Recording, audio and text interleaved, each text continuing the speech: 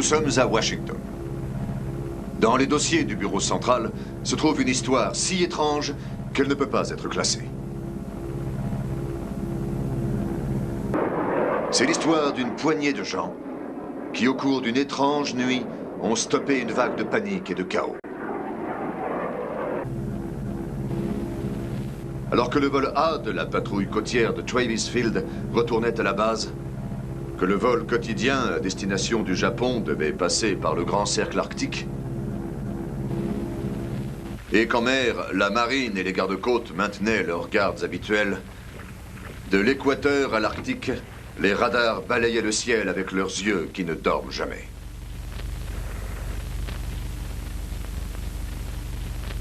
L'heure, 19h19. Un objet volant non identifié est repéré à 320 km au nord du point Barrow en Alaska. 19h27. Objet volant non identifié confirmé à Fairbanks en Alaska. Direction sud-sud-ouest, 170 degrés. Altitude, 15 000 mètres. Vitesse estimée, 8000 km/h. Code alerte blanc. 19h39. Objet volant non identifié à 320 km à l'ouest de Vancouver, en Colombie-Britannique. Cap 160 degrés. Hauteur 20 000 mètres. Vitesse estimée en baisse à 5000 km/h.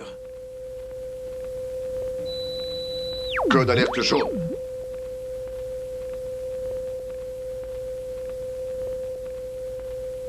« 19h54. Le premier vol d'interception décolle. Point d'interception, 80 km à l'ouest de San Francisco, en Californie. 19h55. L'objet volant non identifié dépasse le point d'interception. Code alerte rouge. 20h11. Morro Bay, Californie. Hauteur 16 500 mètres. Vitesse estimée 3600 km/h. 20h15. Santa Monica, Californie. Hauteur 4000 mètres. Vitesse 1900 km/h. 20h18. Toutes les traces de l'objet volant non identifié ont disparu. Code alerte rouge levé. 20h25. Dans le bureau de Los Angeles de la Commission des communications, des rapports de fortes interférences sur les ondes radio et TV dans la zone côtière commencèrent à arriver. Les instruments de mesure commencèrent leur travail immédiatement. Les unités mobiles reçurent l'ordre de converger vers la zone d'où venaient les problèmes. Les appareils de mesure commencèrent à remonter vers la source des problèmes.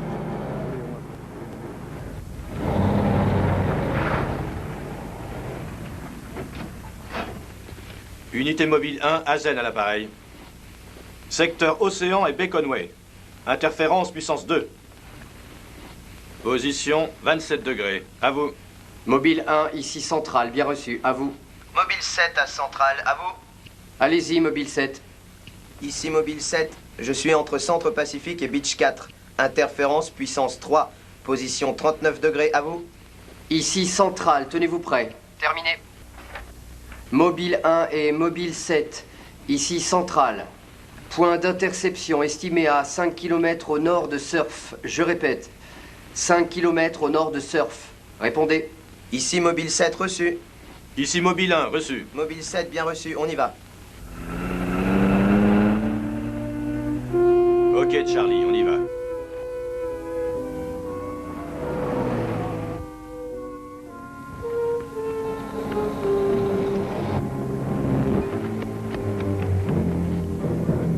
Oui, que se passe-t-il? Pouvez-vous nous emmener un téléphone? Il me faut une Qu'est-ce qui ne ambulance. va pas? Mon mari et Pete, ils sont sur l'aire de pique-nique juste au-dessus de la plage et ils sont blessés.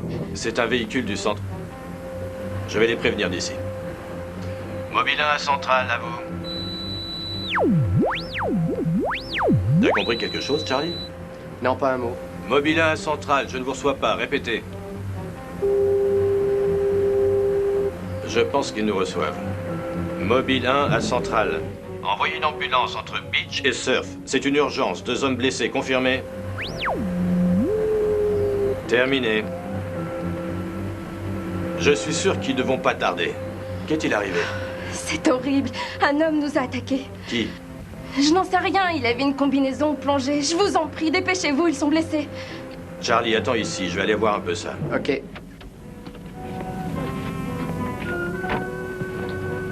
La raison de l'hystérie de cette jeune femme devint de plus en plus évidente lorsqu'ils arrivèrent sur la plage. Il n'y avait plus aucune trace de ce mystérieux intrus. Il n'y avait plus rien à faire pour son mari. Il n'y avait plus qu'à attendre l'ambulance pour son ami.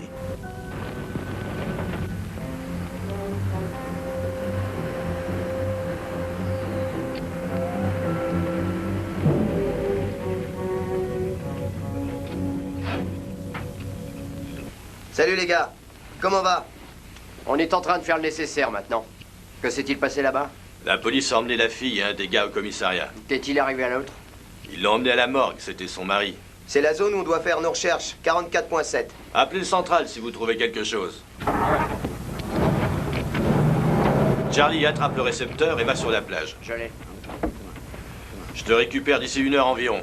Et où vas-tu? La police m'a demandé de passer au poste pour signer ma déposition. À tout à l'heure. Si tu ne me revois pas, tu sauras où chercher le corps.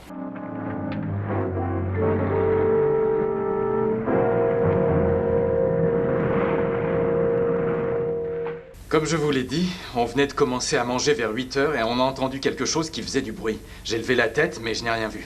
Ensuite, Betty a crié. Pourquoi? Je croyais que vous ne pouviez rien voir. Au début, je ne voyais rien. Et puis ce type s'est approché de nous. Il ressemblait à quoi? Comment voulez-vous que je le sache? Il portait une espèce de casque. Ça devait être un plongeur en scaphandre. Très bien. Alors, après que vous ayez vu ce plongeur, que s'est-il passé?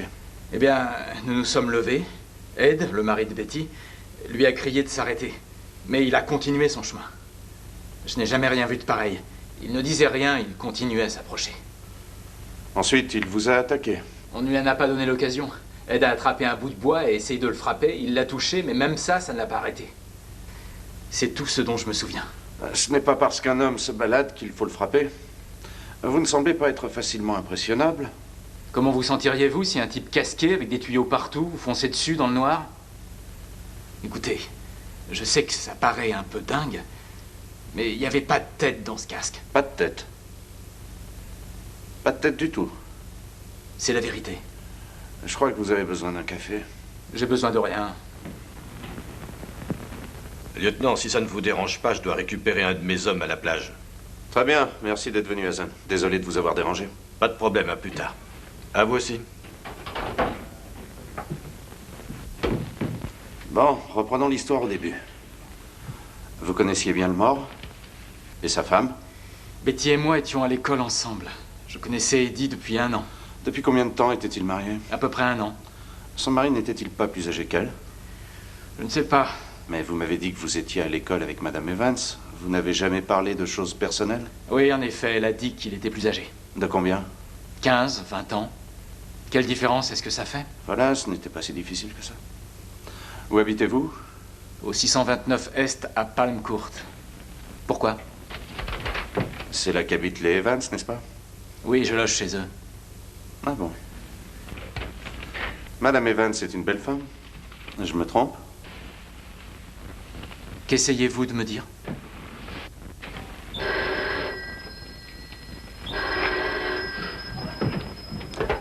Lieutenant Bowers. Où? Oui, c'est noté. J'y vais tout de suite. Un autre meurtre. Sur une autre plage. Restez avec ce type jusqu'à ce que je revienne. Mais qu'est-ce que Vous allez rester là où vous êtes. Du moins jusqu'à ce que Madame Evans se sente en forme pour parler. Qu'est-ce que vous lui voulez? Je veux simplement vérifier si vos histoires concordent. Vous étiez à l'école ensemble, vous vous rappelez?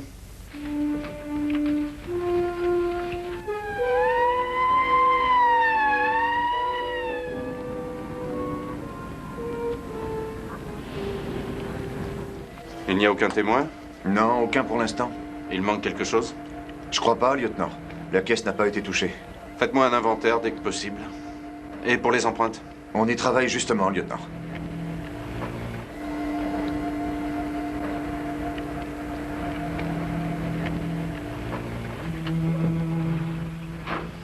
Désolé, je suis en retard. Pourquoi t'as mis autant de temps? Le lieutenant m'a demandé de rester plus longtemps.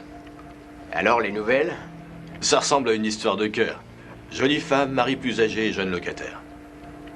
Le type prétend que c'est un plongeur sans tête qui a buté le mari. Ouais, c'est pas croyable. Y a rien d'autre? Si, il avait un scaphandre avec une belle paire de cornes. Non. Il va falloir qu'il améliore son histoire. Où en sommes-nous? J'ai fait un relevé il y a une dizaine de minutes. La radiation a disparu en même temps que la marée. Et pour la radio? Elle fonctionne maintenant. Je viens d'avoir un appel du central.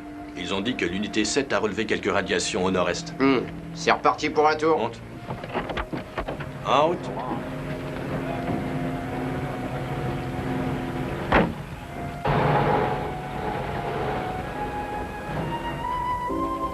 Qui nous a prévenus? Il est là-bas. Il habite à côté. Il s'appelle George Knowlton. Monsieur Knowlton? Oui, monsieur. Vous pouvez venir? Je suis le lieutenant Bowers des homicides. C'est vous qui avez trouvé le corps? Exact. Je pense que ça s'est passé au moment de la fermeture. Comment savez-vous ça? Parce qu'en général, ils ferment à cette heure-là. Et que faisiez-vous?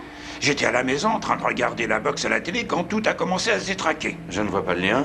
Ah, vous ne connaissez pas mon poste. Il ne marchait pas du tout quand je suis rentré pour dîner. Et puis, soudainement, tout allait bien. J'étais sur le point de me remettre devant le poste pour regarder le combat et tout s'est déréglé à nouveau. J'ai pensé que c'était la centrale électrique qui provoquait une surcharge. Alors, je suis sorti pour voir. Eh, vous n'arrêtez jamais de travailler. Qu'y a-t-il maintenant? Un autre meurtre. Que faites-vous ici, Hazen? La même chose qu'avant, on essaie de trouver le signal dans ce secteur. Hé, ce truc, ça marche aussi sur la télé? C'est le cas depuis des heures. Qu'est-ce que je vous ai dit?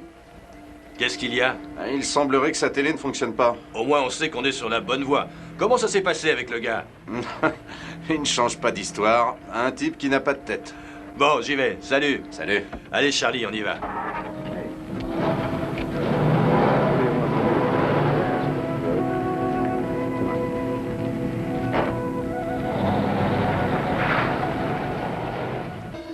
Ainsi, l'équipe des communications continua sa mission.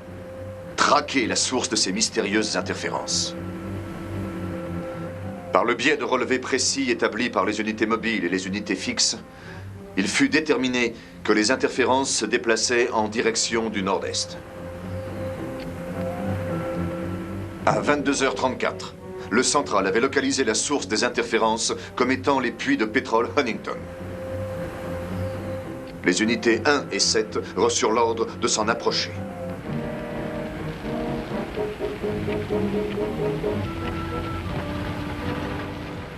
Et Charlie, tu vois ce que je vois? Ouais, les puits de pétrole. J'espère que nous arrivons au bout de nos peines. Il n'y a qu'un moyen de le savoir.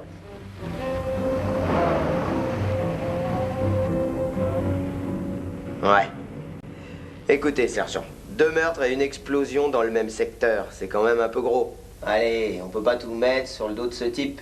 Quoi, on peut? Très drôle. Oui? Je suis Hazen de la commission des communications. Oh, le lieutenant vous attend. Merci. Qui c'est celui-là? Vous l'avez entendu? Commission des communications. Ce genre d'interférence arrive souvent? Jamais vu quelque chose de pareil. Ça bouge tout le temps. Peut-être un émetteur dans une voiture? Non, ce n'est pas un émetteur. On n'a jamais eu de gros problèmes, juste des interférences. Et vous n'avez aucune idée de ce que c'est? Pas encore, et vous, ça va? Pas très bien. Vous étiez là quand j'ai interrogé cet homme à propos du meurtre de la plage. Vous en avez tiré quelque chose? Oui. Venez avec moi, ça va vous intéresser.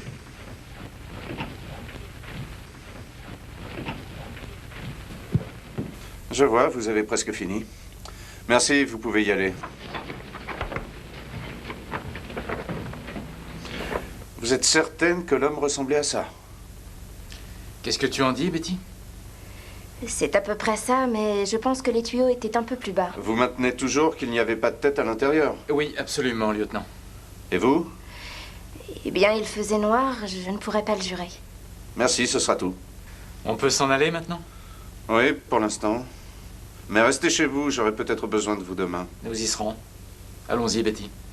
Vous avez changé d'avis sur ces deux-là, n'est-ce pas? Je suppose que vous aviez raison. Et Lou, faites entrer le vieux. Ne me dites pas que vous croyez à cette histoire de ce genre de baliverne. Ah non, ça me paraît toujours aussi drôle. Mais... Ah, entrez, asseyez-vous, je vous prie. Vous êtes le gardien de nuit des puits de pétrole Innington? Oui, c'est ça, monsieur. Je travaille pour cette société depuis 23 ans. Pouvez-vous dire à monsieur Hazen exactement ce qui s'est passé? Eh bien, monsieur, comme je l'ai raconté, je venais de fermer le portail pour la nuit lorsque j'ai vu un homme arriver. Je n'ai jamais eu aussi peur de ma vie. Oui, continuez. Ce n'était pas tellement l'homme, mais plutôt le costume qu'il portait. Il ne s'est pas arrêté lorsque j'ai crié. Il m'a poussé et il est rentré. Et s'est approché de la cuve. Mais vous aviez un revolver? Vous n'avez pas essayé de l'arrêter? Non, il était beaucoup trop près de la cuve, j'ai eu peur de tirer. À ce moment-là, j'ai décidé d'appeler du secours. Quand je suis arrivé au poste de garde, la cuve a explosé. Oh, ces flammes, vous auriez dû voir ça, c'était vraiment... Bien, pouvez-vous nous faire une description de cet homme? Comment était-il habillé? Eh bien, monsieur, comme je vous l'ai dit, il avait une espèce de combinaison de vol avec un casque. Il mesurait combien? Oh, c'était un géant, vraiment. Et puis, il y avait des tas de tuyaux qui sortaient de son espèce de casque. Pouvez-vous nous décrire son visage? Voyez-vous, monsieur, bien qu'il se soit approché de moi, je pourrais jurer que cet homme n'avait pas de visage. Si vous revoyiez cet homme, pourriez-vous l'identifier par sa combinaison? Je ne l'oublierai jamais, même si je vis jusqu'à 100 ans. Est-ce que ce serait cet homme? Oh, attendez, bien sûr, c'est bien. Merci ce beaucoup, gars-là. merci encore. Vous pouvez y aller maintenant. Très bien, monsieur. Au revoir. Alors, Hazen, qu'en dites-vous maintenant? Alors là, je n'en sais rien, c'est sûr, les descriptions concordent. Ça pourrait être une espèce de combinaison de vol, pour haute altitude. Ouais, c'est ce que je pensais. Mais comment expliquez-vous cette histoire de tête manquante? Je ne pense pas qu'il faille s'y fier. Ces gens avaient peur. Il faisait nuit, personne ne l'a vraiment vu de près. Je suppose que vous dites vrai, mais qui que ce soit, cette combinaison ne ressemble pas à l'une des nôtres. Évidemment. Il s'agit sans doute d'un commando. Un sabotage? Peut-être. On devrait envoyer un téléx à Washington pour savoir ce qu'ils en disent. Vous pouvez utiliser notre téléx? Je vais dire à la police de vérifier s'il ne se passe rien d'inhabituel. Une minute. Et pour la presse? Oh, je ne pense pas qu'elle sache encore grand-chose. Mieux vaut que ça reste comme ça pour l'instant. Voyons d'abord si notre ami est encore dans les parages. S'il y est, je pense qu'on pourra vous le retrouver. Mon intuition me dit qu'il transporte quelque chose qui est responsable de cette interférence, qu'il en soit conscient ou non.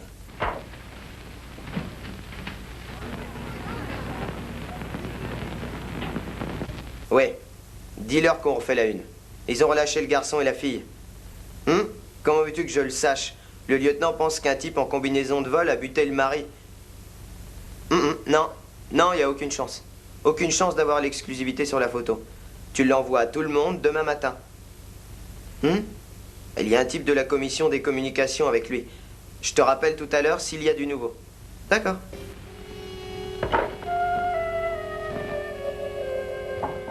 Oui, entrez. Désolé de vous déranger, lieutenant. Qu'y a-t-il, Jim? C'est ce télégramme pour vous. Oh, merci, Jim, nous l'attendions. Ça a été rapide. Voilà, c'est notre réponse. On dirait qu'ils ne dorment jamais à Washington.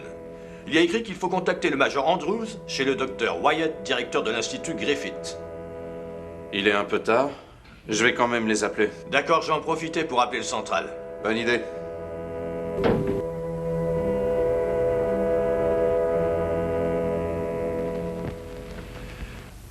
Voilà, c'est toute l'histoire. Nous avons contacté Washington et ils nous ont dit de vous contacter ici. Très intéressant. Qu'en pensez-vous, docteur? Quand je vois quelque chose comme ça, messieurs, je comprends que vous ayez pensé que c'était un sabotage. Lieutenant, êtes-vous sûr qu'il n'y avait aucune trace de ce saboteur, de cet inconnu, après l'explosion des puits de pétrole? Les pompiers ont vérifié tout le secteur. Ils n'ont rien trouvé. Eh bien, il y a donc une forte possibilité qu'il ait péri dans l'explosion. J'en doute. Nous sommes quasiment certains que cet homme transporte quelque chose qui provoque toutes ces interférences. Selon le dernier rapport que j'ai reçu, il y a eu brouillage des ondes à 5 km à l'est des puits de pétrole, quelque temps après l'explosion. Donc, s'il est encore en vie, vous devriez être capable de le localiser. Ce n'est pas si simple. Nous avons perdu le contact il y a environ 3/4 d'heure. Il a dû se rendre compte que vous le suiviez. Il s'est débarrassé de l'objet qui brouillait les signaux. Dans ce cas, mon service ne peut pas faire grand-chose pour vous aider. Je suppose que tout repose sur nous. Avez-vous des propositions? Laissez-moi réfléchir à voix haute une minute. Il est possible que notre sujet de discussion, appelons-le notre fantôme, ait un rapport avec la discussion que j'ai eue avec le docteur. C'est tout à fait possible, oui, en effet. Je ne sais pas si vous êtes au courant, mais ce soir, aux environs de 19h30, nos radars ont repéré un objet non identifié au large de Barrow Point, en Alaska. Ils l'ont suivi jusqu'à Santa Monica avant de le perdre. Santa Monica? C'est là qu'ont commencé les interférences. Oui. Et c'est là qu'a eu lieu le meurtre. Puisque ces données concordent, nous avons une idée de la manière dont notre homme est arrivé. Il serait arrivé en avion? Dans ce cas, quelqu'un l'aurait vu atterrir et décoller? Ou s'écraser? Non. Non, nous ne pensons pas que c'était un avion. Aucun avion ni fusée construit à ce jour ne peut atteindre des vitesses de 8000 km/h. Surtout sur une distance aussi importante. Peut-être qu'on ne cherche pas au bon endroit. Est-ce que cet objet non identifié aurait pu être un météore? Il voyage à une vitesse incroyable. Oui, suffisamment vite pour s'éteindre dès qu'ils arrivent en contact avec notre atmosphère. Mais avez-vous pensé que les météores n'avaient pas l'habitude de voyager à l'horizontale, surtout du pôle Nord à la Californie? Alors, si ce n'était pas un météore, ou une sorte de fusée, comment expliquez-vous le fantôme? Nous ne sommes pas sûrs que ce soit lié. Je ne doute pas de ce que vous dites, mais ça n'a aucun sens pour moi.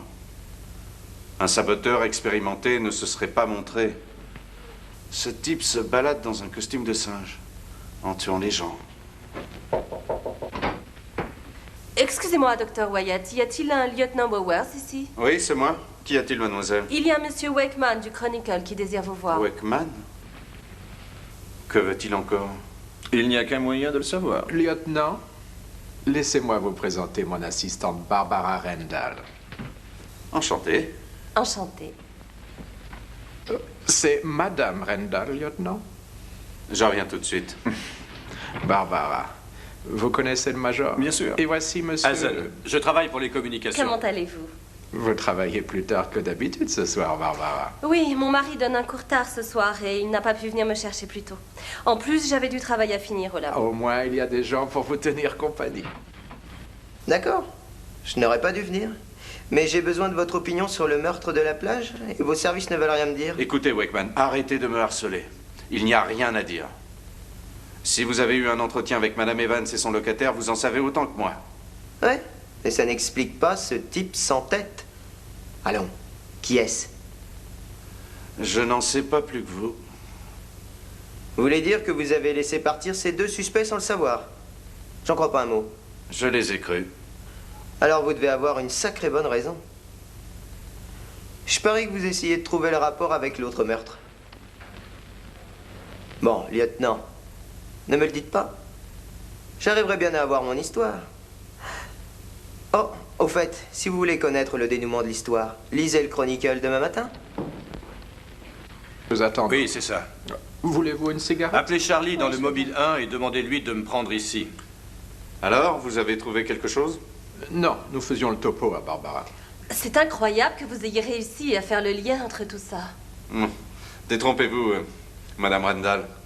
La presse en sait malheureusement autant que nous. Espérons qu'ils n'arriveront pas à la même conclusion. Quelques titres à sensation et chaque idiot du village va voir des fantômes en combinaison d'astronautes et des petits hommes verts partout. Oui, j'imagine. L'hystérie collective est difficile à contrôler une fois partie. Et c'est pour ça qu'il faut aller vite. Bon, maintenant je suppose que c'est de ma responsabilité. Je vous contacte dès que j'ai quelque chose. À plus tard. À 12h30, le dispositif était en place. Les unités mobiles quadrillaient les routes et la campagne, couvrant un secteur de 55 km². Un équipement scientifique de haute technologie était prêt à l'action. Tout le personnel sur le terrain était prêt à agir dès qu'il aurait le signal du centre de communication. Corona Central. Signal puissance 4 à la briqueterie sur la 160e. Se dirige vers les puits de pétrole. Contactez vos unités. Terminé. Unité 1 et 7, ici centrale. Unité 1 et 7, ici centrale. Interférence puissance 4 au croisement de la 160e et des puits de pétrole se déplace vers l'est. Je répète. Interférence puissance 4 au croisement de la 160e et des puits de pétrole se déplace vers l'est. Allez-y.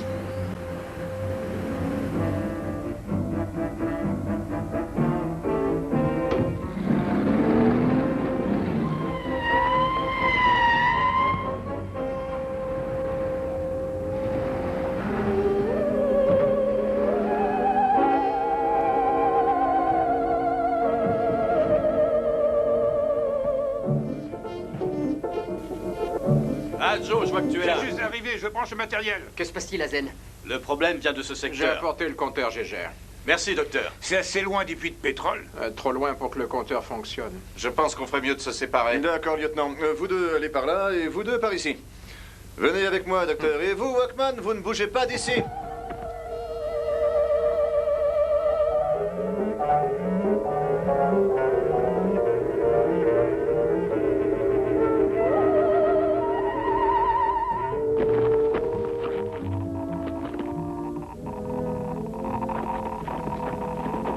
Hé, regardez ça. Oui, c'est dans cette direction. Hey, Joe! Joe!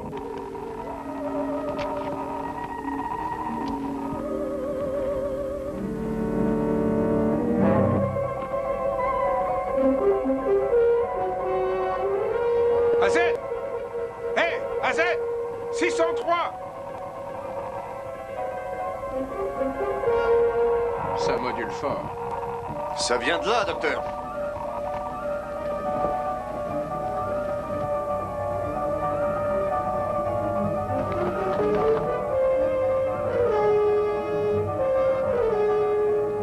Ça vient de cette direction. Allons-y!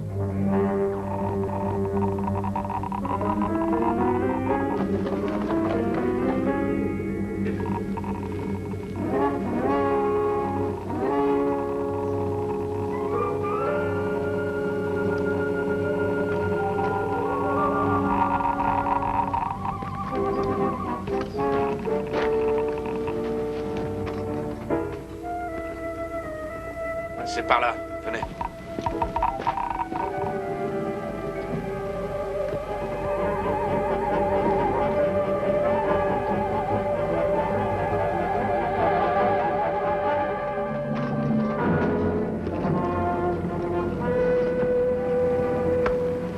Venez.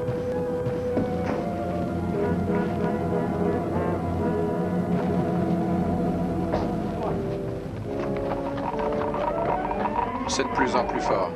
Le mien aussi. Montrez. Comparons-les. En effet. Il est là. On l'a vu. Là, regardez! Allons-y! Attendez.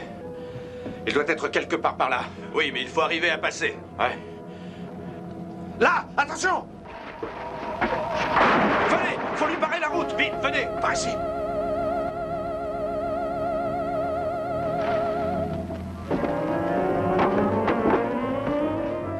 Vous l'avez vu? Il est là!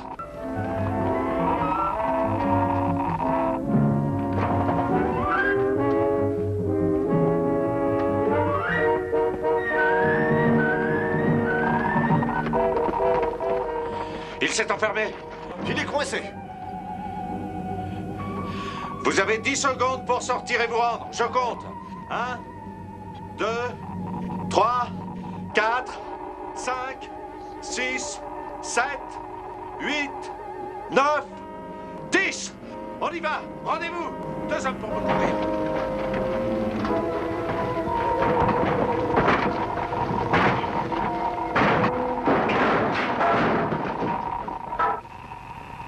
Mais y a personne ici. C'est impossible, on l'a bien vu rentrer. Peut-être qu'il est sorti par la fenêtre. Touchez à rien tant qu'on n'a pas relevé les empreintes. Par ici, docteur.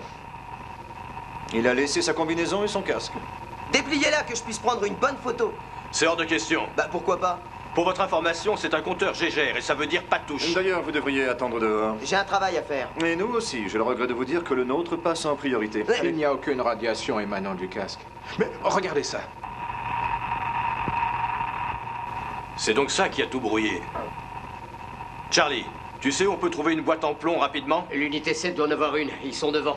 Je vais aller voir. Fais vite. Okay. C'est incroyable. Nous pensions tous que ce fantôme portait un appareil qui était la cause de toutes ces interférences, mais en fait, c'était directement lié aux vêtements qu'il portait. Ce n'est pas la seule chose qui me gêne. Quelqu'un a vu son visage. Il était beaucoup trop loin. Oui, c'est vrai. Mais j'ai tout de même eu l'impression que ce casque était vide. Où est-ce que je dois mettre ça? Déposez ça là pour l'instant. Oui, je l'emmènerai ensuite à l'institut. Très bien. Y a pas de danger là? Non, non. Vous inquiétez pas, vous pouvez le toucher.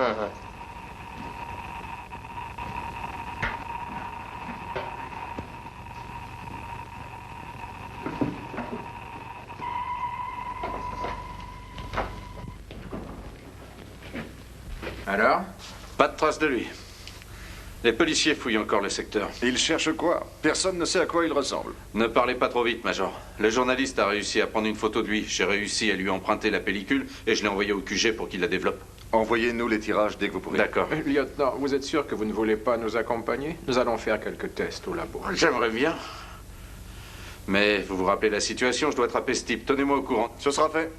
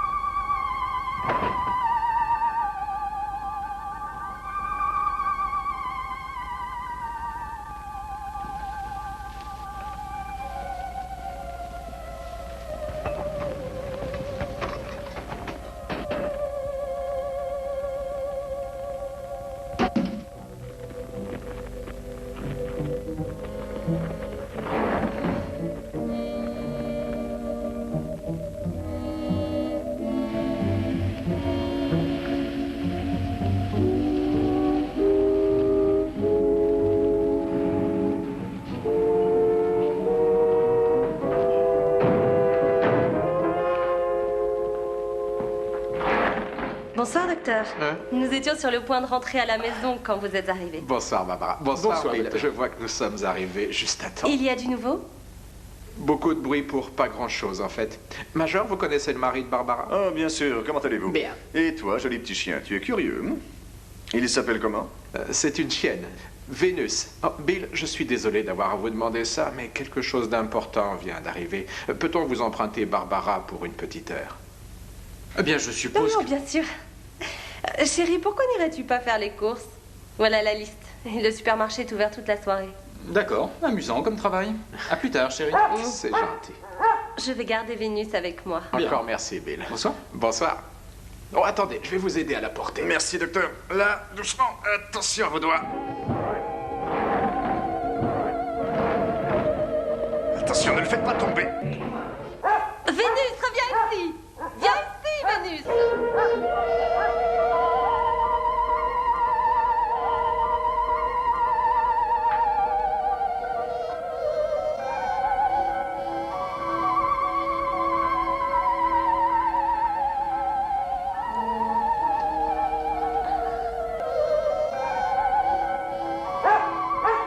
Vénus, reviens ici! Allons, mon chien, qu'est-ce qu'il y a? Il n'y a personne ici.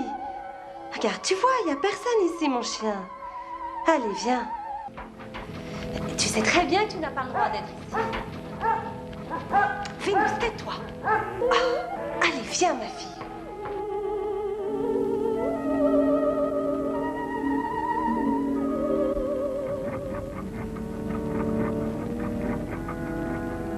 Bon, tu restes là, tranquille. Je ne veux plus entendre un seul bruit.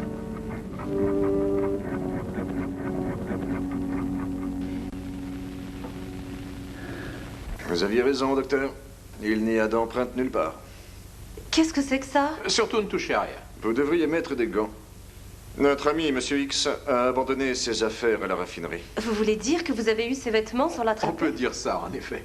Tout dépend de la police, maintenant. Passez-moi ce sécateur, je vous prie. J'aimerais découper ce matériau pour analyse. Merci.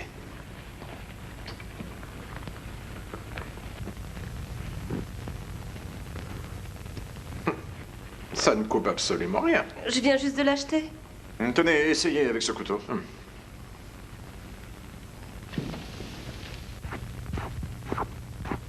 Ça non plus, ça ne coupe pas. Laissez-moi essayer.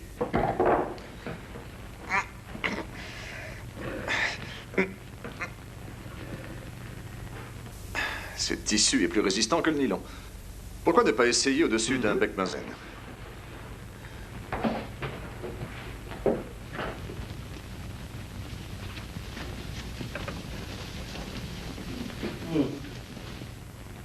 Ça ne brûle pas non plus. On va le regarder au microscope. Regardez, c'est aimanté. Oui. Aimanté. Attendez. Radioactif et a priori indestructible. Merci.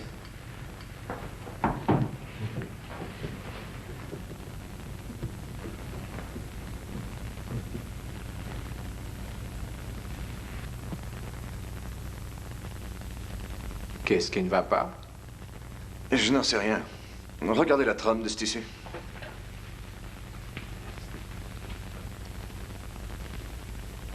Quelle trame? Il n'y en a pas. Ce matériau est une masse solide. Puis-je regarder? Allez-y. Vous avez raison. On dirait une sorte de plastique. Non. Je dirais plutôt une sorte de substance métallique. J'ai vu toutes sortes d'alliages, mais rien qui ne ressemble à ça. Essayons le test de l'acide. Très bien. Pourquoi pas? Attention, n'en mettez qu'une goutte ou deux. L'acide glisse sur ce tissu comme de l'eau sur un imperméable. Il n'y a aucune réaction. Eh bien, Major, je crois que nous allons en avoir pour un bon moment.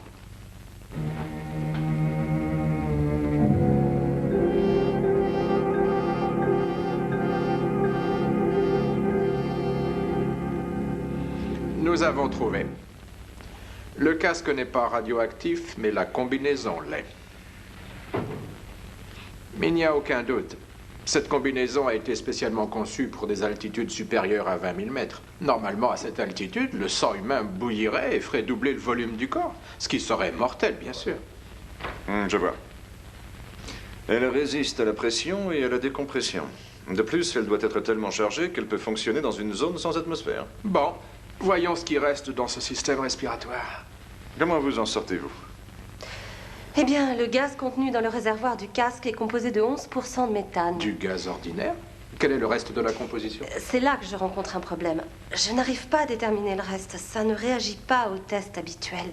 Qui peut donc vivre dans un tel mélange de gaz? Je ne pourrais pas. Mais il est évident que quelqu'un peut le faire. Ah. Docteur, vous essayez de me dire que notre bonhomme ne respire pas d'oxygène et n'a pas le même métabolisme qu'un humain normal? Je ne sais pas quoi vous dire. D'après ce que nous avons vu, il y a certaines caractéristiques qui le font paraître humain. Mais il y a également ce niveau de radioactivité qu'aucun de nous ne pourrait supporter. Je suis perplexe.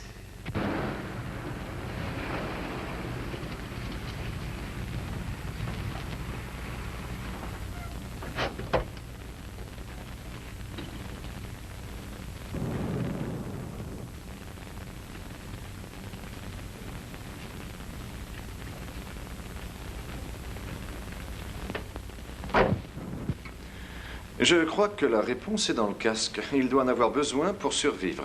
Sinon, il ne l'aurait pas porté là où on peut le reconnaître. Il ne l'a enlevé qu'une fois coincé.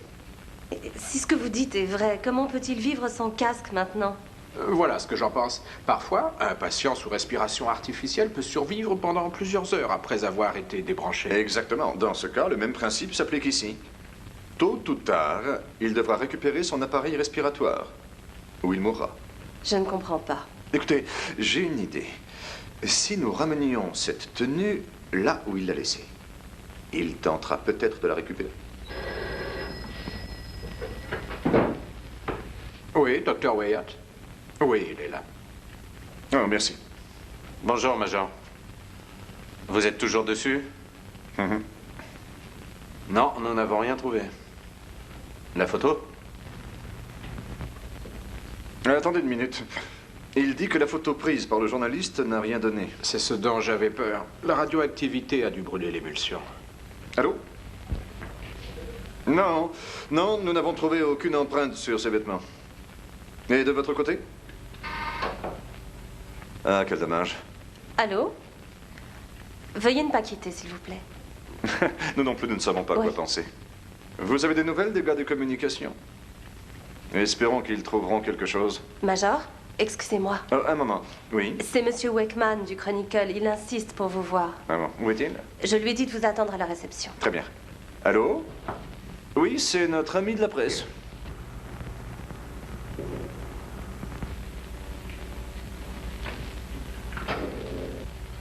Ne vous inquiétez pas, je ne risque pas de le mettre au courant.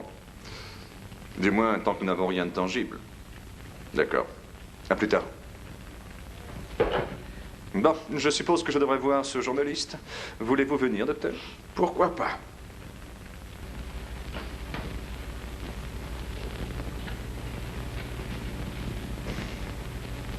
Bonsoir. Hey, bonsoir. Vous vous souvenez de moi? Oui, bien sûr. Sympa les gadgets que vous avez là. C'est aussi notre avis. Qu'est-ce que vous voulez? Je voudrais savoir si je pouvais faire quelques photos de la combinaison que vous avez ramenée. Je suis désolé, mais c'est impossible. Oh. Dommage. J'avais une excellente photo du type rentrant dans la cabane. Le lieutenant a mis son nez dans mes affaires, et qu'est-ce que j'en tire? Une tache.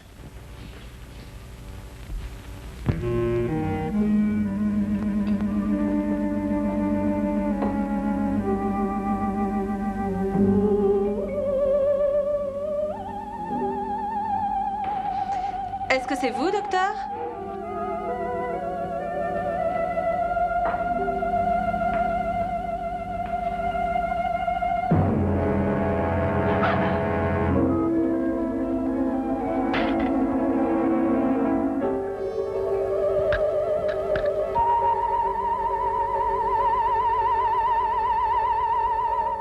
Vous savez quelque chose sur ce type, sinon vous n'auriez pas pris la combinaison.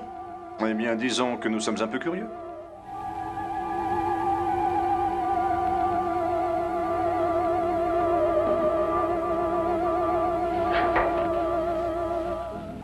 Oh, bonsoir, Bill. Déjà de retour? Oui. Barbara a terminé? Je ne sais pas. Elle est encore au laboratoire, mais allez-y. Oui, merci bien.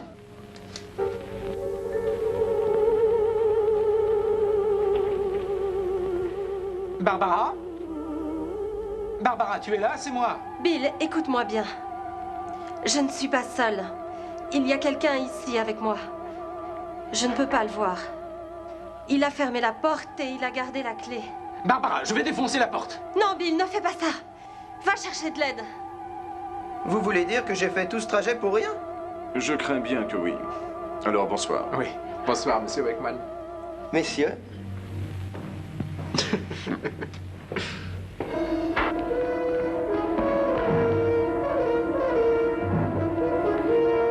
Ah, Major, venez vite. Que se passe-t-il? Qu'y a-t-il? Où est Barbara? Dans le labo, et la porte est fermée. Quelqu'un qui la retient prisonnière.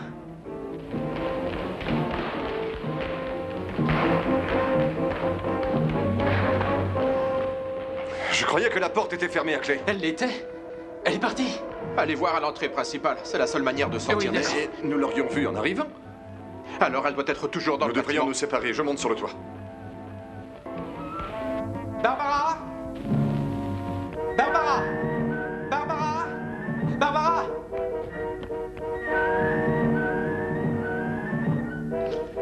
Barbara! Barbara! Où es-tu? Barbara!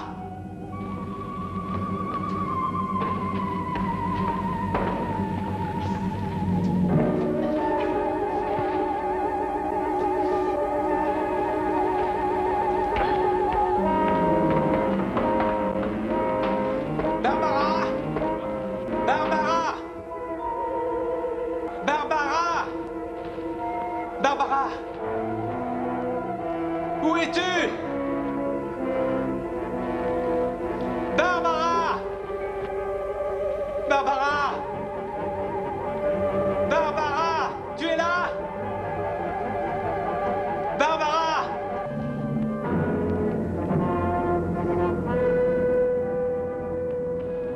l'avez vue? Non, toujours pas. Elle doit pourtant bien être quelque part. Vous restez là pour surveiller l'entrée. Je vais aller voir au sous-sol. D'accord.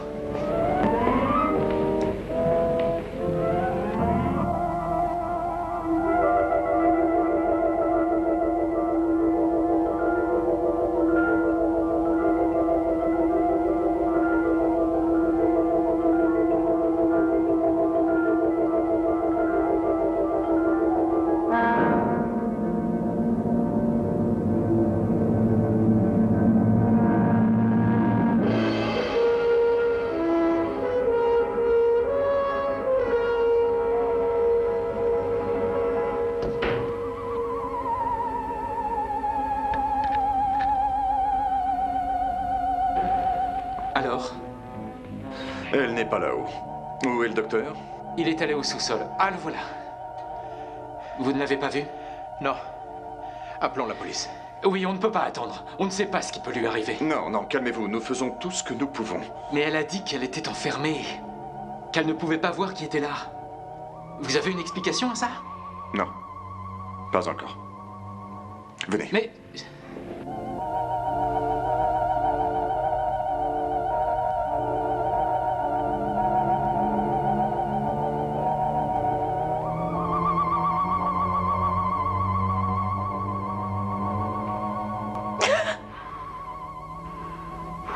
Qui êtes-vous?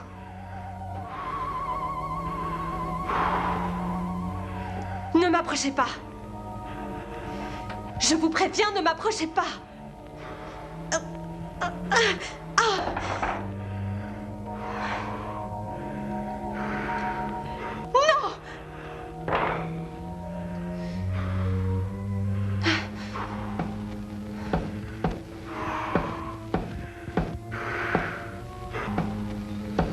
Un code? Je ne comprends pas. Vous essayez de me dire que vous en auriez besoin pour respirer. 1, 2, 1, 2, 3. Très bien, je vais l'écrire.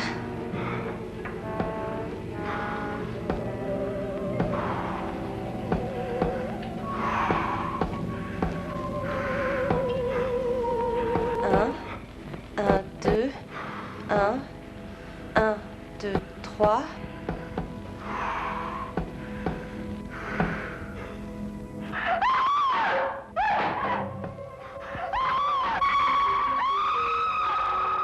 C'est Barbara! Ça vient du labo.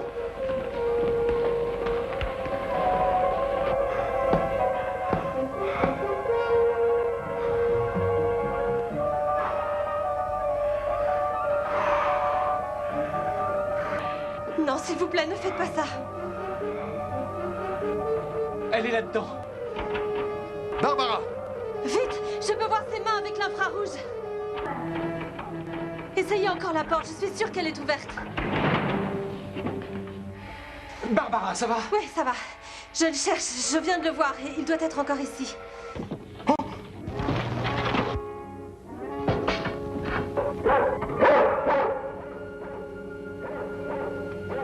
Il y a 10 mètres jusqu'au sol. Il a dû se tuer. Je ne crois pas.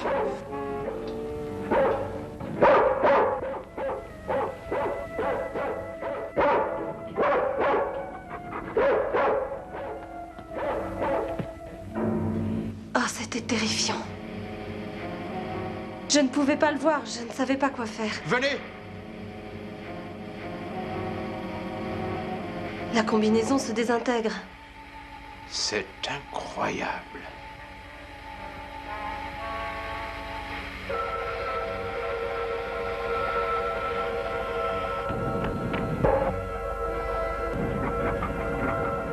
Allons, couchez, Vénus. Calme-toi, ma belle. Du calme.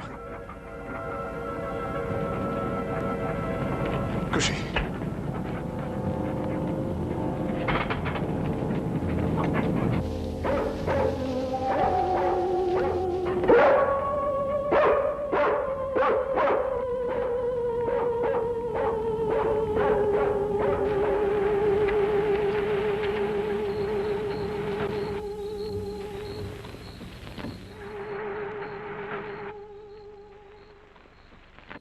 J'appelle le central pour Mobile 1. Répondez, s'il vous plaît. Ici le central, à vous. Contactez le major Andrews ou le docteur Wyatt à l'Institut.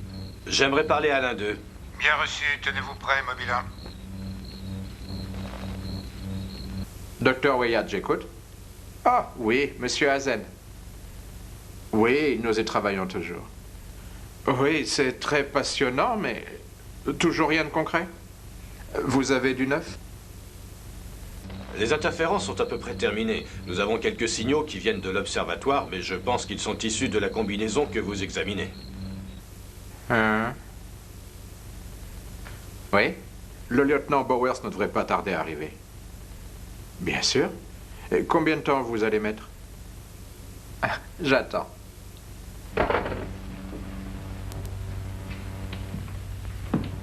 Ah, messieurs, merci. Posez ça là, je vous prie. Barbara, posez ça là, s'il vous plaît. Voilà. Maintenant, vous allez pouvoir le voir. Je vais utiliser des ultraviolets pour vous montrer le peu qui reste de cette chose de l'espace. Comme vous pouvez le constater, elle s'est transformée en un liquide en phase d'évaporation. Son casque est dans le labo, toujours intact.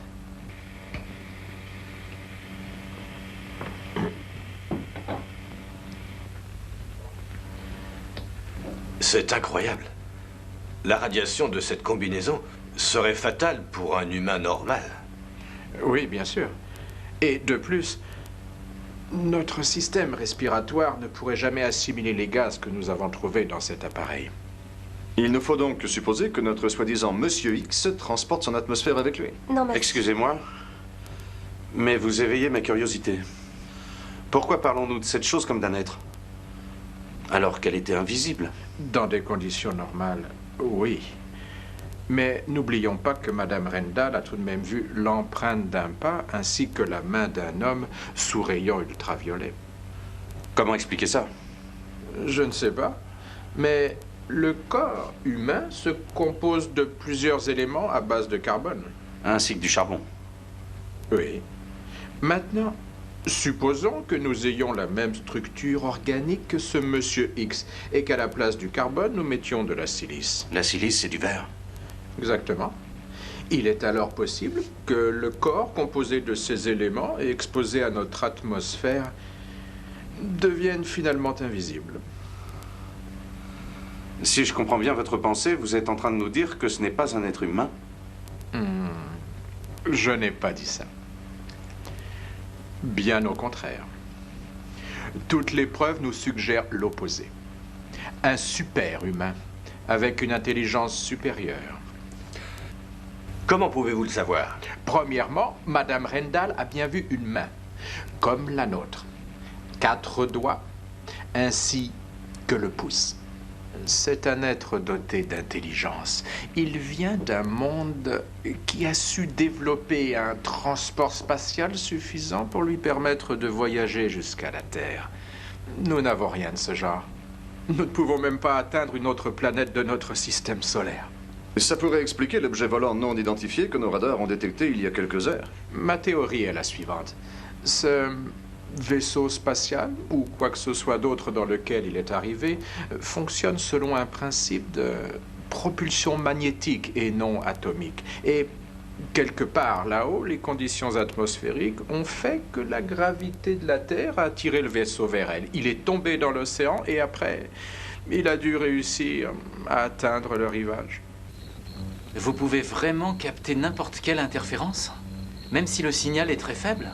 Bien sûr que je peux. Nous avions sa trace à la minute où il a quitté la plage. Je ne savais pas que vous aviez des instruments aussi sensibles dans votre voiture. Ce que vous nous avez dit est très intéressant. Mais je dois faire un rapport officiel au QG. Puis-je dire que, selon vous, la personne que nous recherchons vient d'un autre monde? Ce que je peux vous dire, c'est que notre planète n'est pas la seule capable de supporter des formes de vie différentes. Ça, vous pouvez le dire. Tout ce que j'ai, c'est une vague trace de mains et de pas. Ça ne fait pas grand-chose. Pas d'empreinte, pas de description, vraiment rien. Et nous cherchons un meurtrier. Vous est-il venu à l'esprit que notre Monsieur X n'a pas de véritable mobile pour ses crimes? Donc il se peut que ce ne soit pas un véritable criminel. Vous n'avez pas tort. Attendez une minute. Rappelez-vous, le gars que nous suspections a bien dit que c'était le mari qui l'avait frappé en premier. Donc? Donc cela aurait pu suffire pour provoquer cette créature. Et c'est peut-être pareil pour le second meurtre. Bien sûr. Mais pour l'incendie à la raffinerie... Peut-être notre homme a-t-il détecté la présence de certains gaz qui pourraient être utilisés par son appareil respiratoire. Oui, cela expliquerait sa présence à la raffinerie. Quelque chose a mal tourné et a provoqué l'explosion. Ah ouais, c'est vraiment dommage qu'il nous ait aperçus et qu'il ait enlevé son uniforme. Sinon, nous aurions pu le trouver.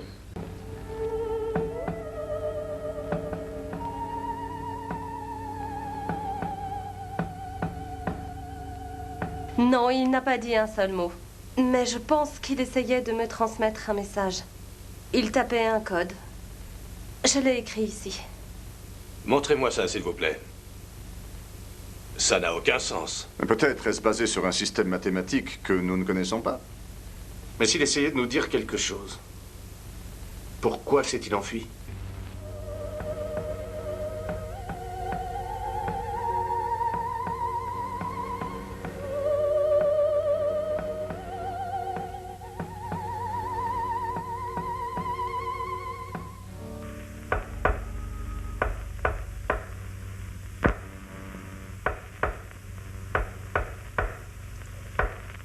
Qu'est-ce que c'est que ça? Je sais pas. Hazen doit être fou pour envoyer des trucs pareils.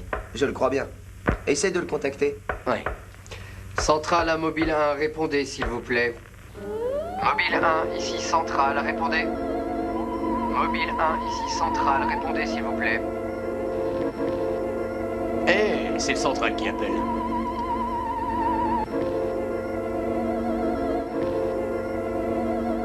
Vous feriez mieux de rester près de la voiture. Je vais prévenir Hazen. Oui, colonel. Évidemment. Je vous envoie un rapport complet dès demain matin.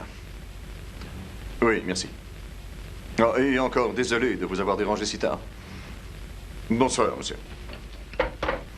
Il est ici, cet homme invisible. Il était dans la voiture. Comment le sais-tu? Je parlais avec Monsieur Randall dehors quand j'ai entendu l'appel du central. Au moment où je m'approchais pour répondre, j'ai vu la porte s'ouvrir et se fermer toute seule. Il est aux abois. Pour ce que nous en savons, il est peut-être en train d'envoyer un SOS à sa base, où qu'elle soit. J'espère qu'il n'y arrivera pas. On a assez de problèmes avec un seul de ces gars. L'important, c'est qu'il soit toujours dans les parages. Nous savons ce qu'il retient ici. Bien sûr. Il doit revenir pour le peu de gaz qui reste dans son casque. Et quand il le fera... S'il vous plaît, le plus important, c'est de le prendre vivant. Si seulement nous pouvions lui faire comprendre, vous n'imaginez pas ce que la science pourrait en tirer. Je vous comprends, docteur. Mais je dois être sûr qu'une fois coincé, je serai en mesure de le retenir. Nous sommes tous d'accord. Très bien. Nous devons essayer de voir les choses de son point de vue. Il est dans un monde étrange. Il doit avoir autant peur de nous que nous avons peur de lui. La chose la plus importante est de rester calme et de ne rien faire pour le provoquer. Un plan pour attraper le fantôme fut mis en place sur le champ. Tous les obstacles à son accès au casque furent enlevés. Pour gommer toute méfiance, les portes restèrent sans surveillance. Un équipement qui passait inaperçu fut installé. Tout ceci fut connecté à un contrôleur temporaire qui donnerait la position exacte de l'intrus. Maintenant, il fallait attendre. La seule route d'accès à l'Institut fut bloquée, afin de s'assurer qu'aucune personne ne vienne bouleverser ce dispositif. C'est quoi tout ce bazar? Désolé, monsieur, personne ne peut passer. Sur ordre de qui? Du lieutenant Bowers. Ah, il est là-haut? Peut-être bien. Eh ben, dites-lui que Joe Wakeman du Chronicle est ici. Désolé, je n'ai pas le droit de quitter mon poste. Hein. Et eux, là-bas? Eh, vous, là-bas? Moi? Ouais. C'est pas vous, le gars des communications? Je vous ai pas vu il y a quelques heures à la raffinerie? Et alors? Vous savez quelque chose? Allez plutôt demander ça au lieutenant Bowers. Et comment je peux faire ça s'il ne veut pas me voir? Excellente question. Ouais.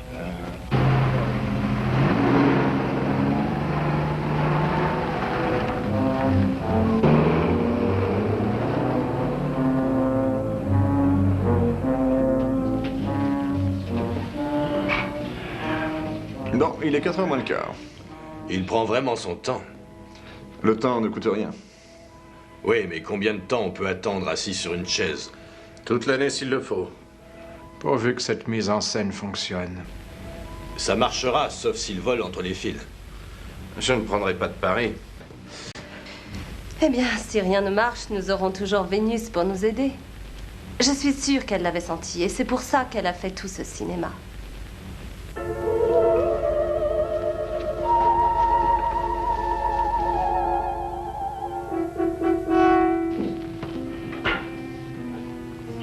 Qu'y a-t-il, lieutenant? Quelque chose vous ennuie?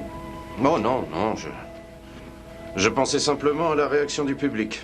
Ah. Va falloir que je donne quelque chose à la presse d'ici demain.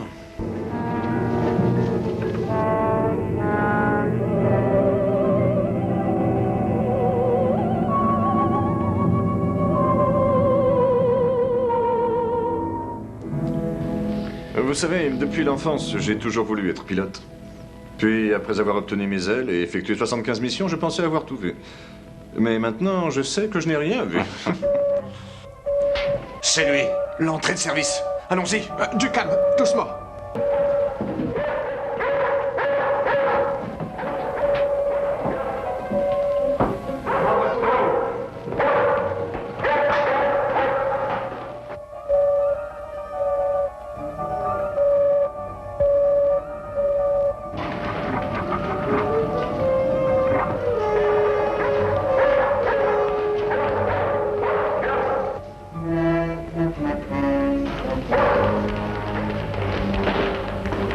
Major, allons par là. Allons-y.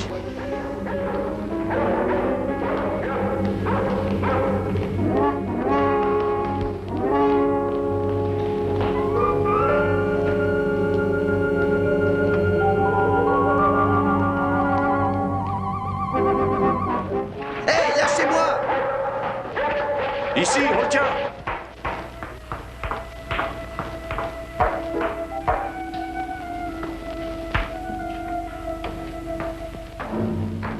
Arrêtez! Mais qu'est-ce que vous me faites? Encore vous, décidément. Bah oui, quoi, c'est moi. En voilà des façons. Vous êtes devenu fou. Touchez, Vénus.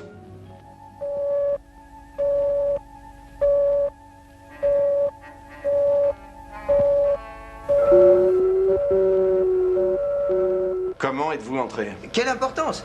Allez, que se passe-t-il? Dites-moi.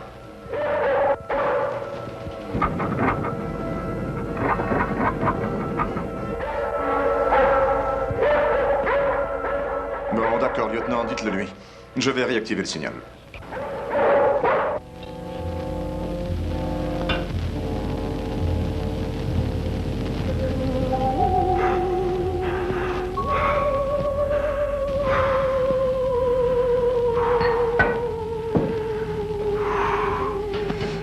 N'ayez pas peur.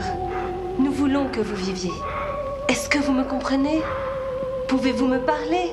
Pouvez-vous me dire quelque chose, n'importe quoi, dans n'importe quelle langue?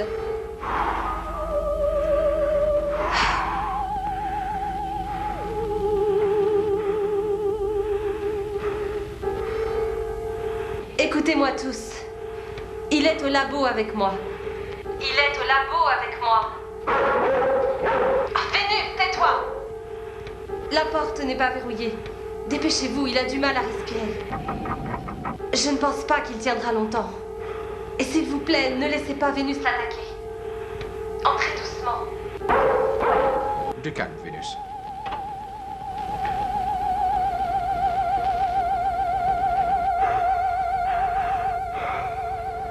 Je n'en crois pas mes yeux.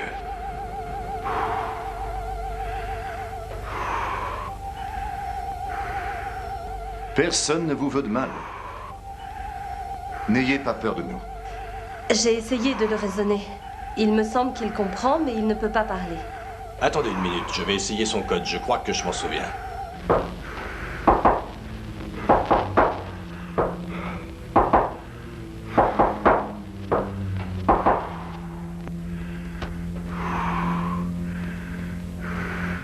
Mettez en route l'ultraviolet.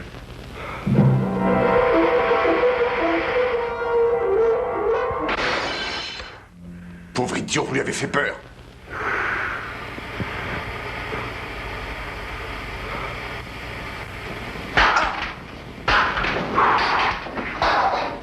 Regardez, Vénus s'en va.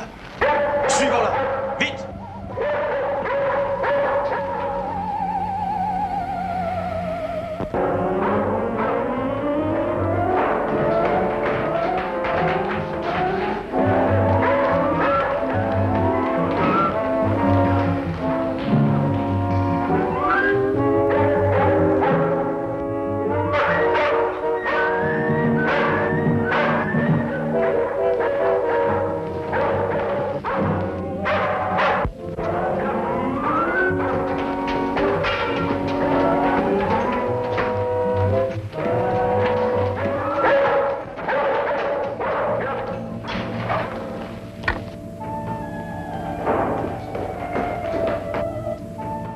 Par là, il va sur le toit.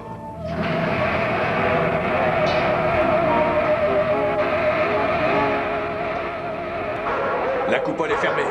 Tais-toi, Vénus. En tout cas, il est coincé ici. Il n'y a pas d'issue. Oui, il est sûrement sur le télescope. S'il vous plaît, lieutenant, c'est notre dernière chance de le prendre vivant. C'est vrai. Branchons les lampes. Il y a des prises là.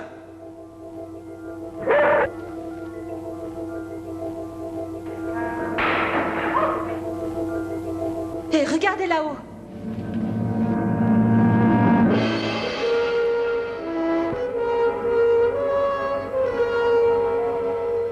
Tout son corps brille. Regardez comme il brille. C'est incroyable. Oui. Que faisons-nous maintenant? Reculez un peu.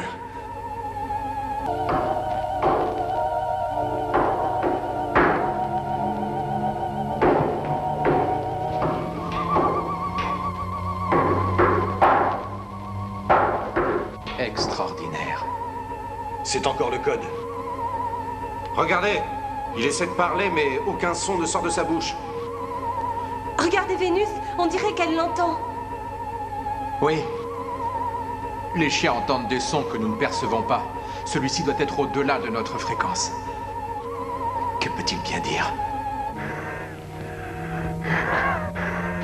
Il est en train de suffoquer. Il ne brille presque plus.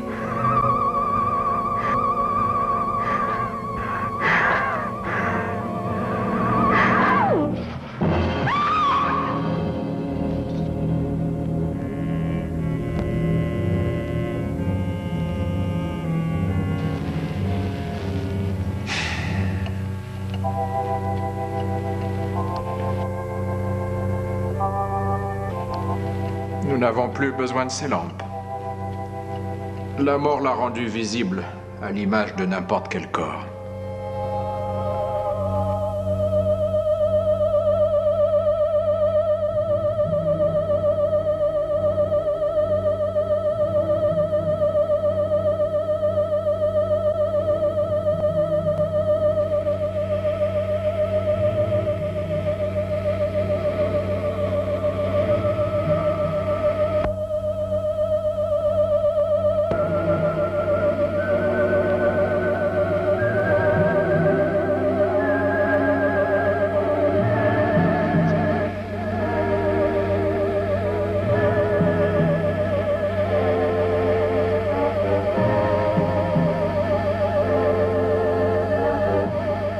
Il s'évapore.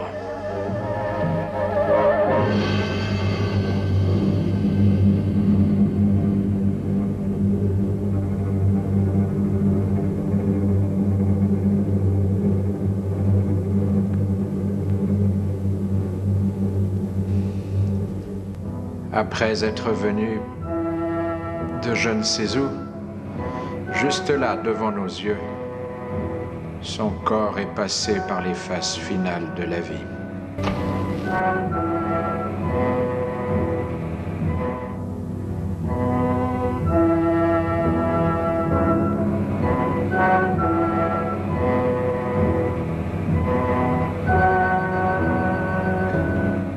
Mes amis,